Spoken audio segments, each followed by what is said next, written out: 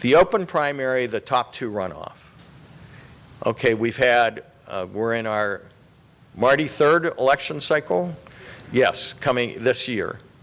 And I think that in the end here, we can look back and say, this was a success. The voting record, for all of you who live in safe Democrat districts, for many of you, the voting record of your representative is much better today than it was 6 years ago, because they're elected in the general election by the majority of voters, not by the few voters who turn out in the primary. I'd have to say that definitely it's a success. Now, there's a caveat to that, and the caveat deals with statewide elections. So let me just say, I think it's an unqualified success in the legislative process. There's an issue, though, I say an issue, some people would disagree with this, for statewide elections. There's only one statewide election on the ballot in 2016, and that's the U.S. Senate race. And if the vote were to take place today, I would say in November there's going to be 2 Democrats on the ballot and the Republicans won't have a candidate. Now, if there was one Republican running, that wouldn't be the case. That Republican would be on the ballot in November, but since there's like 12 of them running, 3 with some money, they're all going to split the Republican vote. And just because of the party registration, probably Loretta Sanchez and Kamala Harris are going to be on the ballot in November, running off for U.S. Senate, and the Republicans won't have a candidate on the ballot in the only statewide race. It's probably not good for a two-party system. That's a consequence to this.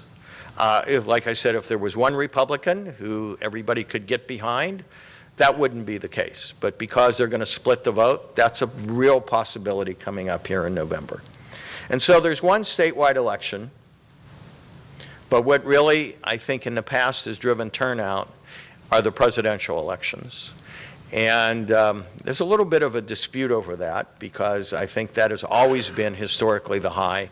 And that's why you see such a, use their word, progressive agenda for ballot measures that are going to appear on the ballot in November, because they think there's going to be a large turnout. I do have one consultant who says to me, you know, I'm not sure I agree with that. You know, Hillary Clinton and Donald Trump is everybody going to come out and vote for the two of them? Well, I don't think I can answer that, and I don't think very many other people can either.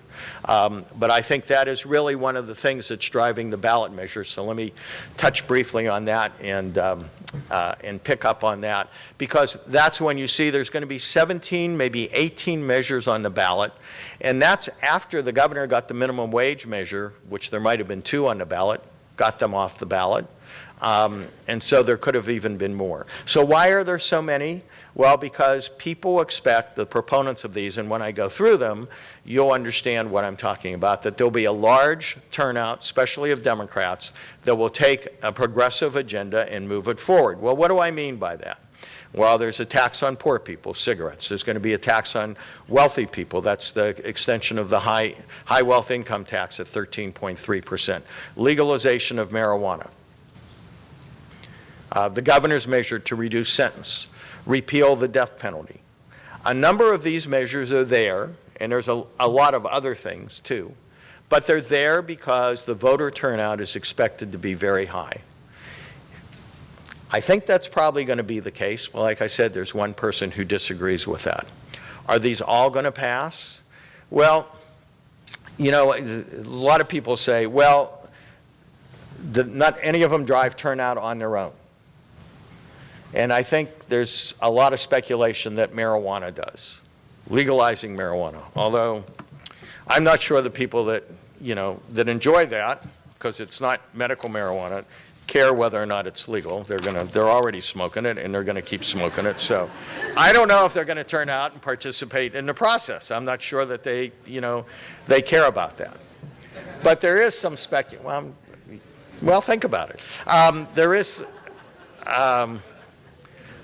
So, you know, between Donald Trump and Hillary Clinton, we're going to hear from David Sackett's going to talk about that in a little bit, what's going to happen, and we'll get his views, is that really going to drive turnout in California? Are we going to see that to the levels that's going to take care of all these things that's going to get this agenda, like I said, which is a great deal of progressive agenda, passed by the people. And when you get down to measure 17, if you get that far, are you really going to care about what the Title I summary says?